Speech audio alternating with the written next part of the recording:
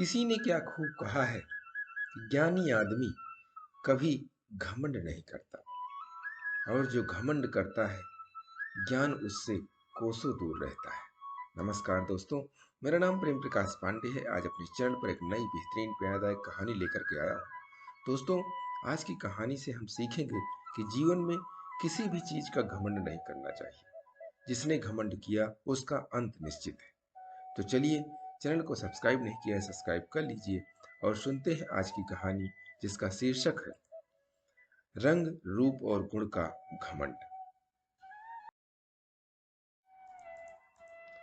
एक समय की बात है, एक बार दांत और जीभ में भयंकर युद्ध छिड़ गया। दांत ने जीभ से कहा, अरे तुम सिर्फ मांस के लोथड़े हो, तुम में तो कोई भी खूबी नहीं, न ही तुम्हारा कोई रूप है और न कोई रंग। हमारे सभी दांत को देख रहे हो, कैसे मोतियों की भांति चमक रहे हैं। जीभ बेचारी ने कुछ भी नहीं कहा और वह चुप रही। दांत ने फिर जीभ से कहा, अरे तुम चुप क्यों हो? हमसे डर रही हो क्या? हम हैं ही इतने सुंदर, तुम हमसे जलोगी ही न, और हम हैं इतने मजबूत कि डर तो तुम्हें आएगी ही। जीभ दांत की बातों का अनसुना करते हुए चुप रही। दिन बीतते गए, समय अपनी रफ्तार के साथ आगे बढ़ता गया और देखते ही देखते कई माह और वर्ष बीत गए।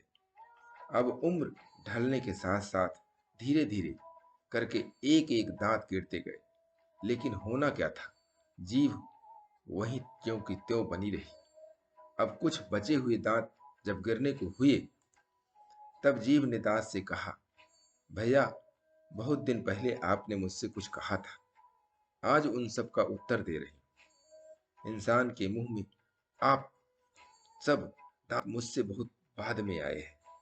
मैं तो जन्म के साथ ही पैदा हुई हूं। अब आयु में भी तुम मुझसे छोटे हो, लेकिन छोटे होने के बावजूद भी एक एक करके तुम सब मुझसे पहले विदा हो रहे हो।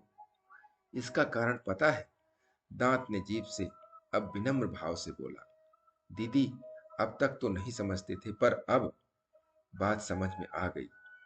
तुम कोमल और मुलायम हो और हम कठोर हैं। कठोर होने का दंड ही हमें मिला है। दोस्तों, आप सब भी कोमल बनिए। कोमल से तात्पर्य है आपका व्यवहार रूखा न हो, आपके कार्य दूसरों को सुख ही प्रदान करें। जो इंसान जीभ के समान कोमल होता है, जिसकी वाणी मीठी होती है और जिसका व्यवहार कोमल तथा मिलनसार होता है, उसे सभी पसंद करते हैं और उसे कभी भी कोई छोड़ना नहीं चाहता और कभी उसका नुकसान भी नहीं होता है, और तो जाने के बाद भी याद किया जाता है। अपने रूप, रंग या किसी भी गुण के दम पर कभी भी घमंड ना करें, किसी का भी अनादर न करें, चाहे कोई आपसे उम्र में छोटा हो या फिर बड़ा। वेद पुराणों में भी यही लिखा है और हमारे संतों महापुरुषों ने भी हमें यही सिखाया है। संत कबीर जी का दोहा है, मैं आपको उसको सुनाता हूँ। ऐसी वाणी बोलिए मन का आपा खोए, औरन को शीतल करे आपो शीतल हो। स्वामी कबीरदास जी ने भी संत कबीरदास जी ने भी हमें यही सिखाया है कि वाणी मीठी होनी चाहिए, जो कि अपने को भी शीतल करे और दूसरों को भी सुख दे। तो दोस्तों, मीठी वाणी बोलते रहने के लिए प्रतिदिन सुबह 5:30 बजे एक नई कहानी, एक नई उमंग से करें दिन की शुरुआत।